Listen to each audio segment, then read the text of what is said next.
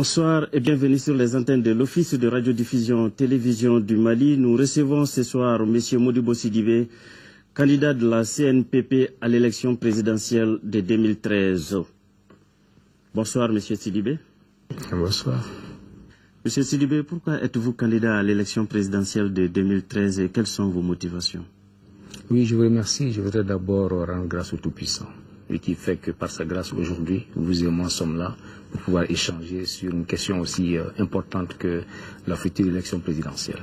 Vous le savez, nous sommes dans une situation extrêmement difficile, mais bien avant d'être dans cette situation, des jeunes et des femmes ont estimé que je devais me présenter aux élections à l'élection présidentielle de 2012. Ils ont leur argumentaire. Cet argumentaire renvoie à mon parcours, à mon expérience, au service, selon eux, que j'ai rendu à notre pays, disons, aux valeurs aussi dont je serai porteur. Valeurs de droiture, d'intégrité, d'engagement, de loyauté et de patriotisme pour notre pays. Donc c'est fort de cela qu'ils m'ont approché, qu'ils m'ont demandé d'être candidat. J'ai réfléchi. J'ai surtout demandé à parcourir notre pays, à rencontrer les personnes au plus profond de notre pays. J'ai fait toutes les régions du Mali. J'ai rencontré partout dans les différentes communes des notabilités, des chefs de village, des grands frères, des mamans, des sœurs, des dignitaires religieux, de toutes confessions, pour échanger et parler avec eux. Leur dire, voilà ce qu'on m'a demandé. Qu'est-ce que vous en pensez? Est-ce que véritablement vous pensez que l'argumentaire avancé mériterait que je puisse me présenter à l'élection présidentielle, que j'ai quelque chose à faire pour notre pays?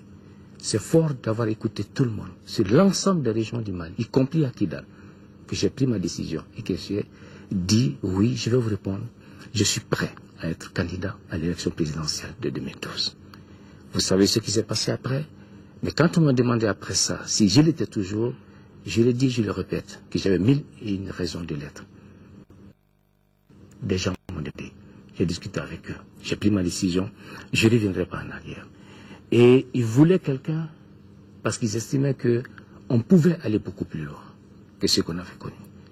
Et avec la difficulté issue de l'après-mars, la crise qu'on a connue dans le Nord, la crise sécuritaire, il était apparu à mes yeux qu'il n'était pas possible que je puisse revenir en arrière. Au contraire, et c'était le moment plus que jamais d'apporter mes compétences, d'apporter mon expérience, d'apporter toutes mes capacités et ma vision au service de notre pays, au service de ces jeunes, au service de ces femmes, au service de ces hommes.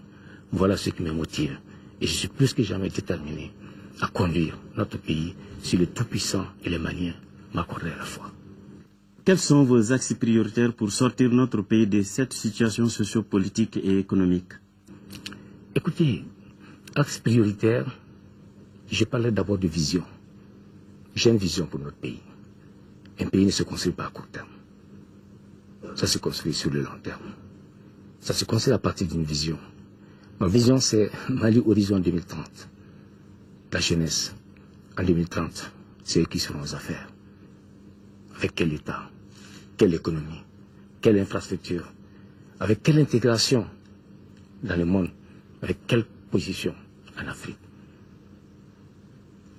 Donc, ma vision Mali Horizon 2030, c'est créer les conditions, jeter les fondamentaux en matière institutionnelle, qui renvoie aussi bien à la sécurité, à la justice, aux armées, à nos forces armées de sécurité, à l'administration, à la décentralisation. Et aussi, sur cette base-là, quelle infrastructure économique mettre en place pour répondre à ça? Et pour servir cette infrastructure économique, quelle capacité humaine? Et c'est là le plus important à mes yeux. Si nous avons de véritables capacités humaines, nous avons les chances de réussir notre transition, notre transformation, la transformation de notre pays vers une économie diversifiée, une économie qui est bâtie sur notre potentiel, une économie qui nous fera rayonner sur un certain nombre de filières dans notre région et sur le continent. Une économie forte avec une croissance forte, au profil redistributif, pour que l'ensemble puisse toucher tout le monde. Et qu'on puisse finalement avoir comme fondement de cette économie diversifiée des pôles de croissance et de développement sur l'ensemble de notre région. Toutes les régions ont des potentialités énormes. En même temps, ces potentialités doivent être en interaction avec le reste pour nous donner les bases solides d'une économie, d'un décollage économique. Les pôles de croissance et de développement, c'est des activités intégrées qui, pour une fois, va mettre en phase, ensemble, tous ceux qui d'une manière ou d'une autre interviennent dans la croissance économique de notre pays.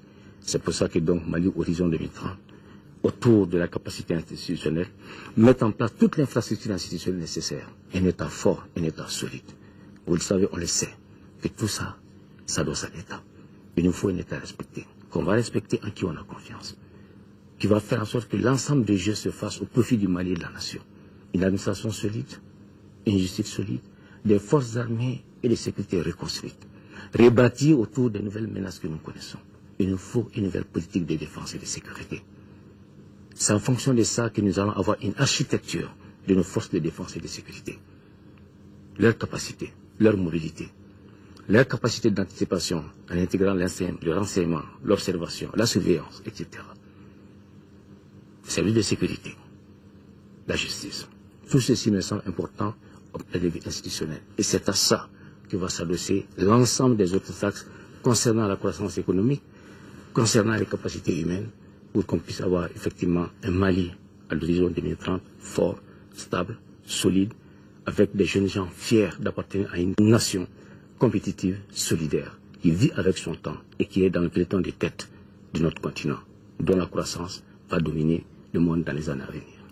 Monsieur Sidibé, envisagez-vous une refonte des textes de base du Mali et comment comptez-vous le faire? Je ne dirais pas que j'envisage ou pas de refonte des textes du Mali.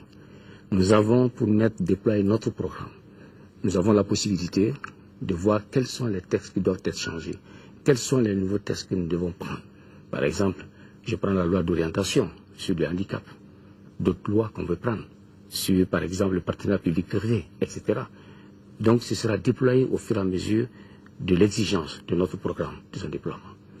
Il est certain aussi que la reconstruction par rapport au Nord, où nous avons un programme d'urgence qui repose et croise en partie le programme sur lequel le gouvernement a eu à recourir à l'appui de nos partenaires. Nous sommes d'accord que sur l'ensemble des questions fondamentales concernant le Nord, la sécurité, nous avons défini les critères et sont d'accord avec tous les Maliens, l'intégrité du territoire, la souveraineté, la laïcité de la République, la démocratie. À l'intérieur de cela, il y a un accord qui a signé, qui a ses faiblesses, qui a ses défis, mais qui peut permettre d'amorcer une réconciliation nationale. Mais dans la justice, dans le pardon. Et je crois que les Maliens ont un passé en commun. Ils ont un présent. Ils veulent partager l'avenir. Partout sur le territoire du Mali, les gens ont été meurtris, les gens ont été touchés, mais personne ne remet en cause la nation malienne. Et c'est ça, à ça que nous devons travailler, avec toutes les institutions. Et prévoir un programme de cohésion sociale. Et ce programme de cohésion sociale, l'un des axes majeurs pour nous, c'est d'avoir, pour une fois dans notre pays, et c'est ça qui va soutenir les pôles de croissance et de développement, d'avoir un aménagement équilibré, équitable du territoire national, qui va servir de dorsale pour que chaque Malienne et chaque Malien se sentent concernés et que personne ne se sente exclu. Une nation, ça se construit tous les jours. Comme une liberté, ça se protège tous les jours. Nous agirons en sorte que nous puissions effectivement faire la réconciliation, faire un programme de cohésion sociale pour consolider tout cela et que les Maliens se parlent de tous les côtés. C'est dans le débat national, c'est dans le consensus national, pas dans l'exclusion des uns et des autres, que nous pourrions bâtir notre nation et faire en sorte que nous allions vers cette nation solidaire et compétitive que j'appelle de tous mes voeux. Votre mot de la fin? Mon mot de la fin, c'est dire aux Maliens et aux Maliens qu'ils gardent confiance, qu'ils gardent foi en eux-mêmes, qu'ils gardent foi en leur pays, en l'avenir de leur pays. J'ai eu l'habitude de le dire, nous avons trébuché, on nous a tendu la main, on ne nous tirera pas. Nous nous appuierons cette main pour nous lever. Nous savons d'où nous venons. Nous savons où nous voulons aller. Ma vision est là pour cela. Parce que comme on le dit, vous avez beau naviguer, s'il n'y a pas de port, vous ne pouvez pas arriver. Les Maliens qui se rassurent. Je voudrais rassembler. Rassembler pour reconstruire. Rassembler pour redonner leur dignité aux Maliens et aux Maliens. Rassembler pour leur redonner confiance. Rassembler pour qu'ils aillent à la bataille avec nous. Pour le Mali, horizon 2030. Merci, M. Sidibé.